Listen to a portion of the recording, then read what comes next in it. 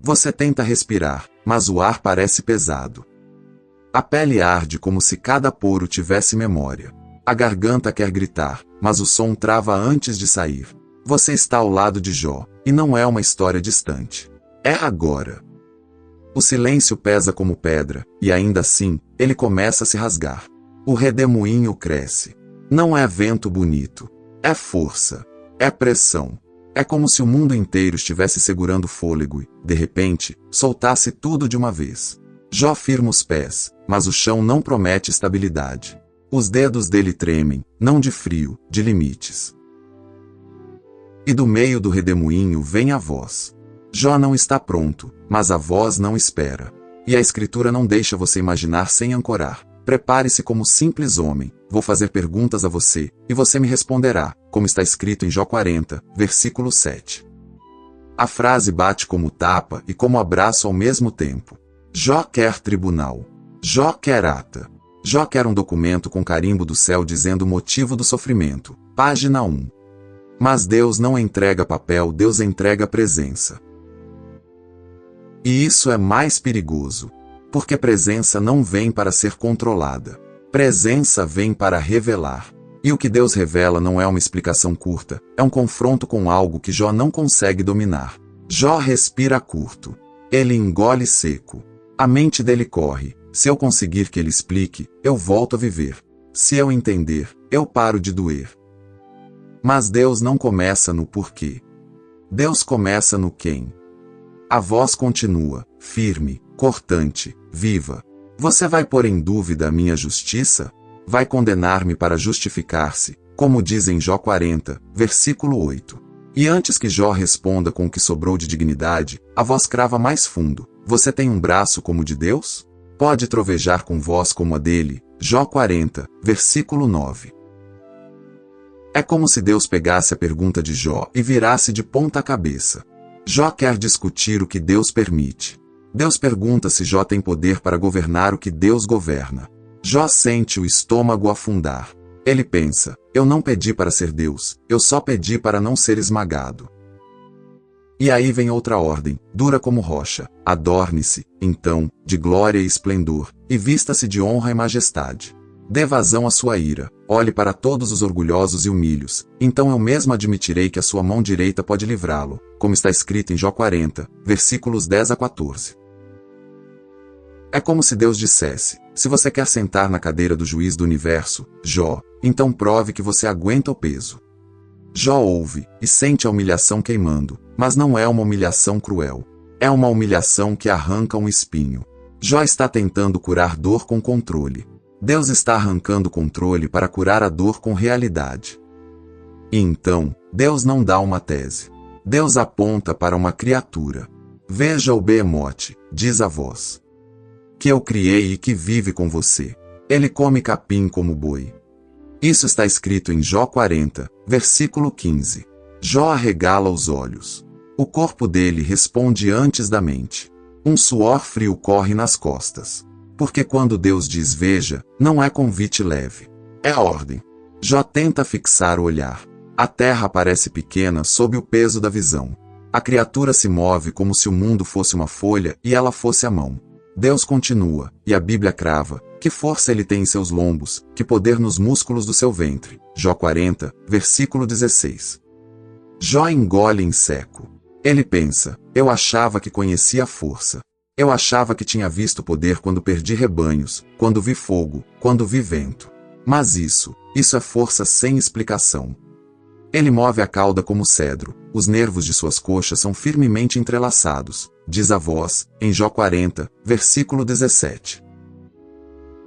Você sente o impacto da imagem. Não é um bichinho de história infantil. Não é algo domesticável com corda. É uma presença que parece dizer ao homem, você não manda aqui. Deus continua, seus ossos são como tubos de bronze, seus membros como varas de ferro. Jó 40, versículo 18. Jó sente a própria fragilidade como se fosse vidro. Ele lembra das mãos dele, rachadas de cinza, lembrando o luto. Ele lembra do corpo doente, da pele ferida. E agora Deus coloca diante dele um corpo que parece feito para não quebrar. E a voz não para. Ele ocupa o primeiro lugar entre as obras de Deus. No entanto, o seu Criador pode aproximar dele a espada. Jó 40, versículo 19.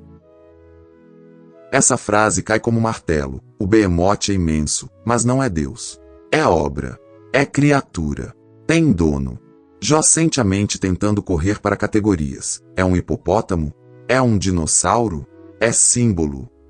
Mas o texto não permite que isso vire passatempo. O coração de Jó está sangrando, e Deus escolhe a imagem que faz a pergunta doer do jeito certo. Você realmente acha que controla a realidade? Deus fala dos montes que produzem alimento para ele, como em Jó 40, versículo 20. Jó imagina a criatura avançando, e os animais selvagens ao redor não desafiam, convivem. Deus descreve o descanso dele. Ele se deita sob os lotos, escondido entre os juncos do pântano, como está em Jó 40, versículo 21. Mas o descanso dessa criatura não é fragilidade. É soberania natural. Ele se esconde não por medo, ele se esconde porque pode. As árvores de loto o encobrem com sua sombra, os salgueiros junto ao ribeiro rodeiam, diz Jó 40, versículo 22. E então Deus traz a água, o lugar onde o homem pensa que pode medir, mapear, construir ponte. Mesmo que o rio se enfureça, ele não se alarma, ele se mantém seguro, ainda que o Jordão se atire contra sua boca. Isso está escrito em Jó 40, versículo 23. O Jordão se atira. A imagem é violenta. Água como inimiga. Correnteza como golpe. E o behemote não se alarma. Jó se alarma. Jó sabe o que é ser atropelado por algo maior. Jó conhece o que é ser levado por uma força que não pede licença. Deus está dizendo sem dizer: você chama isso de caos? Há caos que nem percebe você. Quem poderia capturá-lo com os olhos, ou prender seu nariz com uma armadilha? Jó 40, versículo 24. A pergunta fica no ar. Jó não responde. Porque responder seria rir de si mesmo. E quando a mente de Jó tenta se recompor, Deus não alivia. Deus não troca de assunto. Deus vai mais fundo. Porque a ferida de Jó é humana. Se eu entender, eu domino. Se eu domino, eu descanso. Deus está quebrando essa ponte falsa. E então, sem aviso, Deus arrasta a imaginação de Jó para o mar, para a região onde o chão não firma, onde o homem sente que tudo pode engolir. Você consegue pescar o Leviatã com um anzol ou prender sua língua com uma linha, como está escrito em Jó 41, versículo 1. Jó sente a pergunta como um desafio direto. Ele imagina uma corda na mão. Ele imagina um anzol. Ele imagina a própria coragem. E então ele imagina o que seria o Leviatã puxando de volta. O ombro deslocando. A pele rasgando. A água virando túmulo. Deus continua. Consegue pôr uma corda em seu nariz ou atravessar seu queixo com um gancho. Jó 41, versículo 2. A cada frase, é como se uma porta se fechasse na frente do homem. A tentação de Jó era negociar com Deus. Se você me explicar, eu volto. Deus responde com realidade. Você não controla nem o que está debaixo dos seus pés. Como quer controlar meus caminhos? Será que ele vai implorar por misericórdia? Será que vai falar com palavras brandas? Jó 41, versículo 3. Jó sente um gosto de ferro na boca, como se a pergunta o acusasse. Jó já implorou. Jó já falou. E não foi o Leviatã que respondeu. Foi o silêncio. Fará ele acordo com você, para que você o tenha como escravo por toda a vida. Jó 41, versículo 4. A palavra escravo corta. Porque Jó se sente escravo do inexplicável. Escravo de notícias. Escravo de perdas. Escravo do que ele não manda voltar. E Deus está mostrando, existem forças que não assinam contrato com homem nenhum. Você pode fazer dele um animal de estimação como se faz com um pássaro, ou colocá-lo na coleira para suas meninas. Jó 41, versículo 5. A imagem é quase absurda, e justamente por isso é brutal. Jó imagina uma criança puxando uma coleira, e a mente dele se recusa, porque sabe, isso não acontece. Não com aquilo. Será que os negociantes barganhariam por ele? Será que o dividiriam entre os mercadores? Jó 41, versículo 6. Não é produto. Não é item. Não é recurso. É algo que não cabe nas mãos humanas. Você pode encher sua pele de arpões ou sua cabeça de lanças. Jó 41, versículo 7. Jó fecha os olhos por um segundo, como se a mente projetasse uma luta. A mão dele se fecha no vazio, como se segurasse uma lança. Mas o corpo dele lembra, ele está fraco. Ele está ferido. Ele está no pó. Deus crava o aviso: se você puser a mão nele, lembrará a luta e nunca mais fará isso. Jó 41, versículo 8. É misericórdia em forma de choque. Não brinque com o que você não governa. A esperança de vencê-lo é ilusória, a simples visão dele já é aterradora. Jó 41, versículo 9. Jó sente o coração acelerar. Ele está sendo levado para um lugar onde a pergunta por quê perde força, e a pergunta quem é Deus ganha peso. Ninguém é suficientemente corajoso para provocá-lo. Quem então é capaz de enfrentar-me? Jó 41, versículo 10. A frase vira Jó do avesso. Deus está dizendo: se uma criatura te assusta, o que você está fazendo exigindo que eu caiba no seu tribunal? E então vem a estaca no chão, a frase que não deixa o caos ser rei. Quem primeiro me deu para que eu o recompense? Tudo debaixo do céu me pertence. Isso está escrito em Jó 41, versículo 11. Tudo debaixo do céu. O caos não é dono. O caos é criatura. Jó sente algo quebrando por dentro. Não é fé indo embora. É a ilusão de controle. Ele não recebe o mapa do sofrimento. Ele recebe o Deus que segura o mundo. E Deus continua descrevendo Leviatã com uma força que parece apertar o peito. Não me calarei a respeito dos seus membros, de sua força e de seu porte gracioso, como diz em Jó 41, versículo 12.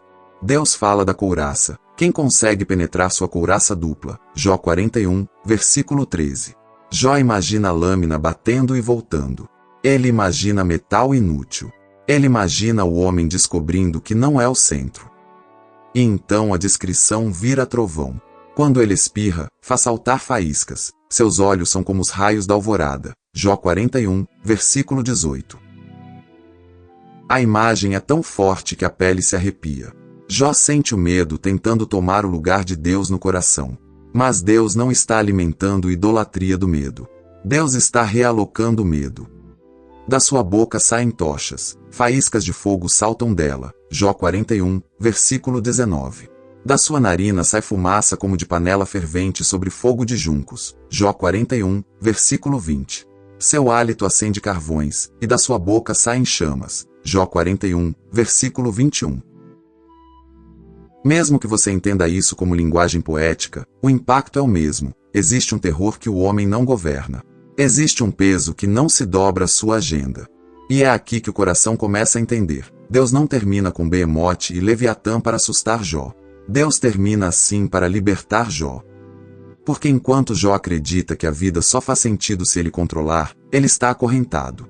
Mas quando Jó vê que há forças grandes demais para ele, e ainda assim essas forças estão debaixo do tudo debaixo do céu me pertence, então o medo muda de lugar. Ele para de temer o mundo como se o mundo fosse Deus. E começa a temer a Deus como Deus, e isso vira descanso. E agora, sem você perceber, outra cena começa a se acender na memória da palavra, porque séculos depois, em outra tempestade, outro homem encara águas que não obedecem a planejamento. E o mesmo tema volta, o caos ruge, mas não é rei. O barco sacode. A madeira rende como se estivesse reclamando.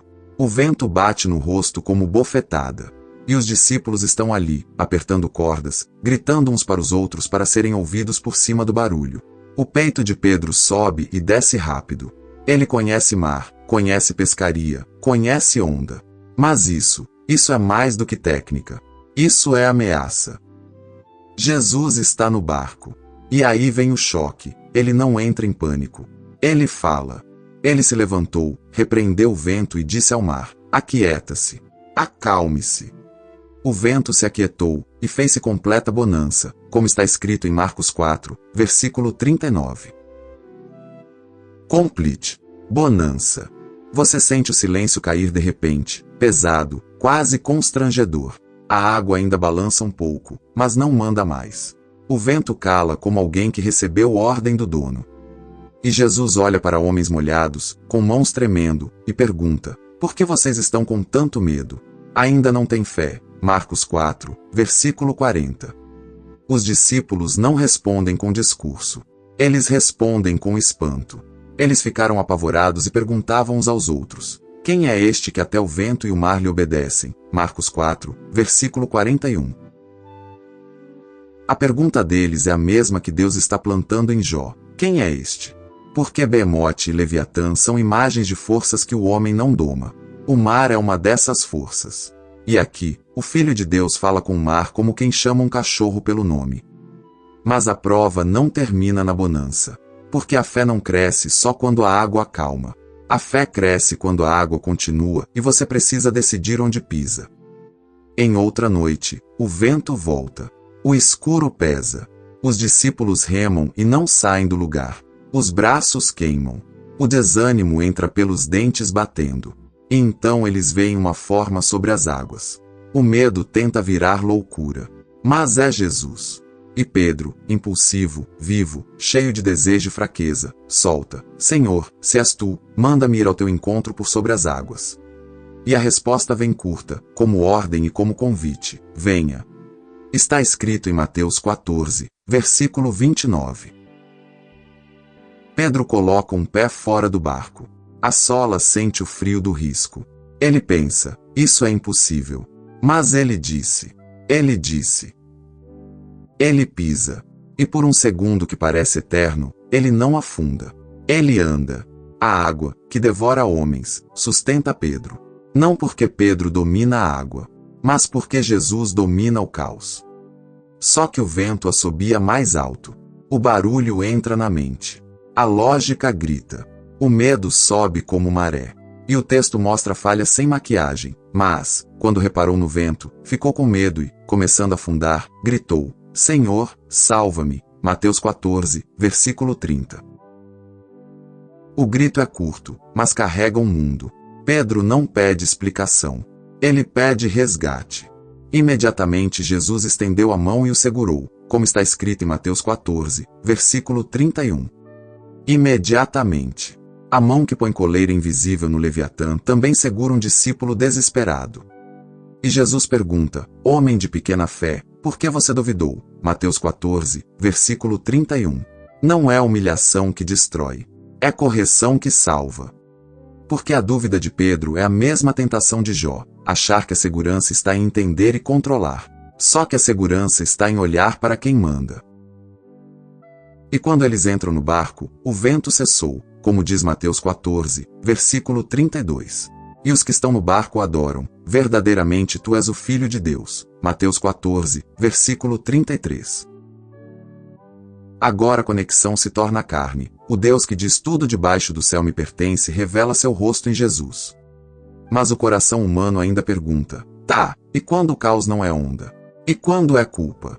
Quando é falha? Quando sou eu o monstro que eu não consigo domar? E é aqui que uma terceira história entra como lâmina e como cura. Porque existe um homem que respira ameaça.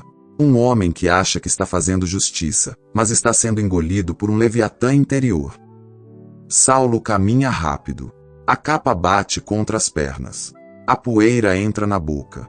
Ele segura cartas como se fossem espada. Ele está convicto. Convicção pode ser um altar ou uma prisão. Ele vai para Damasco com autorização. Ele quer prender. Ele quer calar. Ele quer consertar o mundo pela força. E, de repente, luz. Não é luz bonita. É luz que derruba. Ele cai. O corpo dele bate no chão.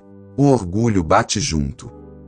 A Escritura diz: de repente, uma luz do céu brilhou ao seu redor. Ele caiu por terra e ouviu uma voz que lhe dizia: Saulo, Saulo, por que você me persegue? Atos 9, versículos 13 e 4.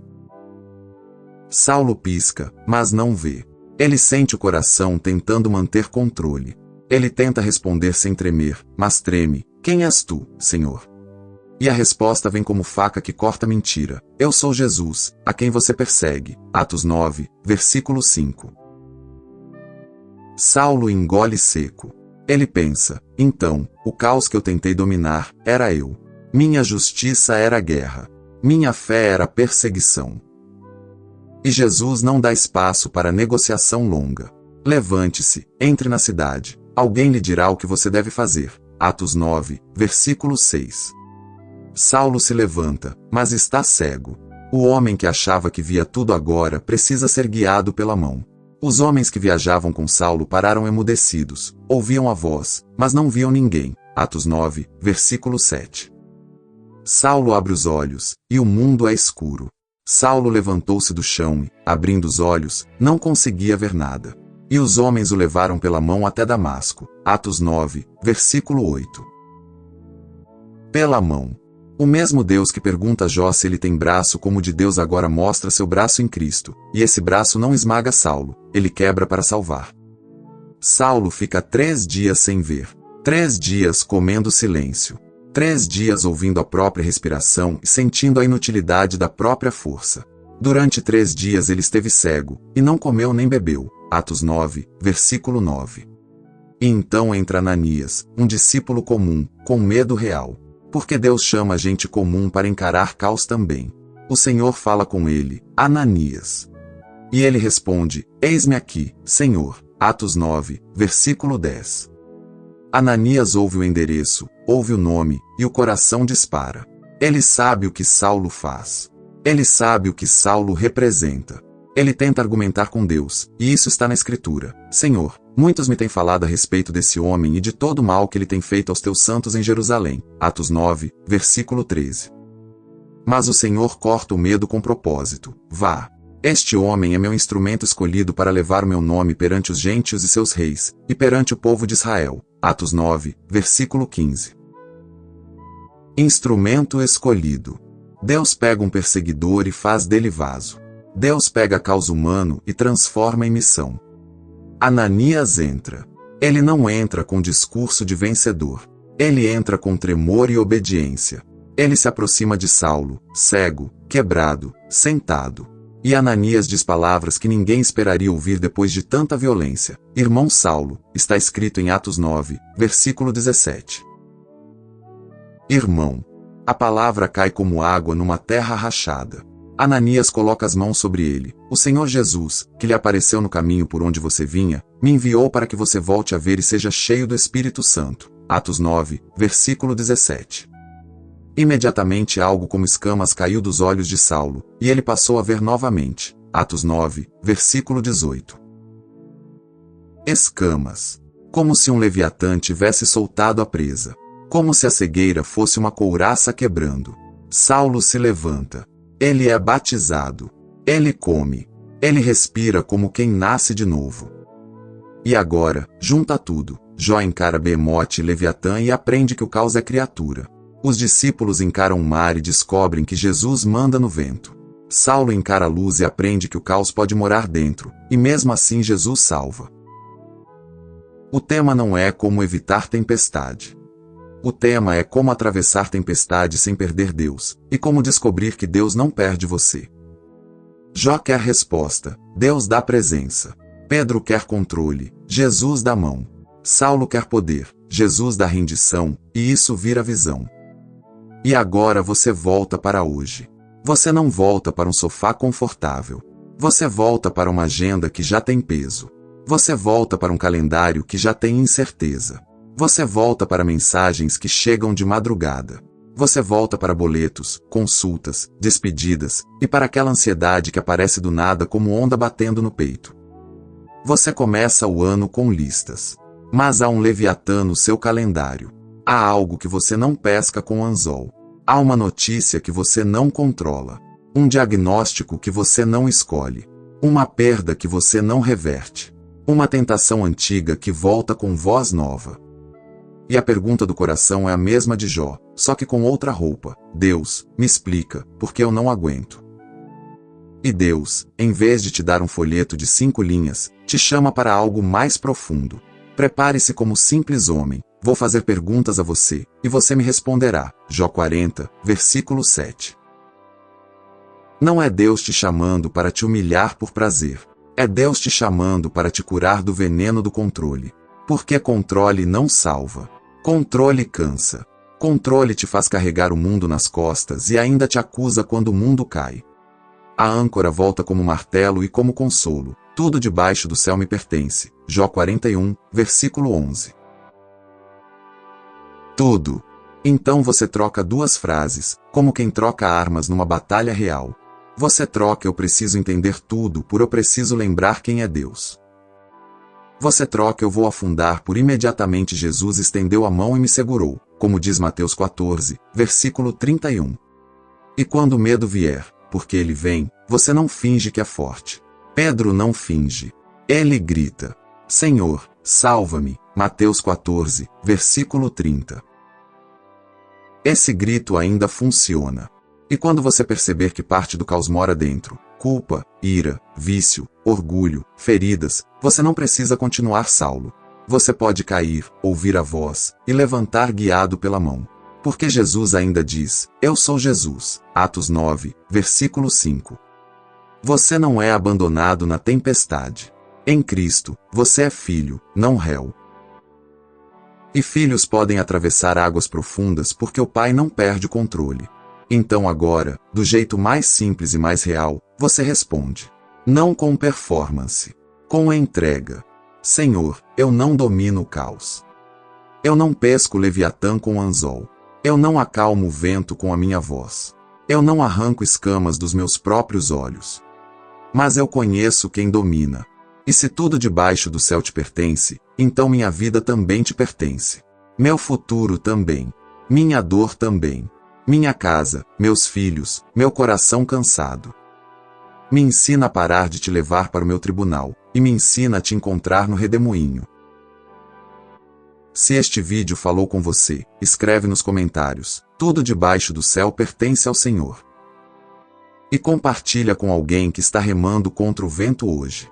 Se inscreve no Palavra Pura, porque aqui a gente não foge do texto, a gente entra nele e sai transformado. E que neste ano, quando o caos rugir, você se lembre, ele não é rei. Ele é criatura. E o seu Deus ainda diz: tudo debaixo do céu me pertence.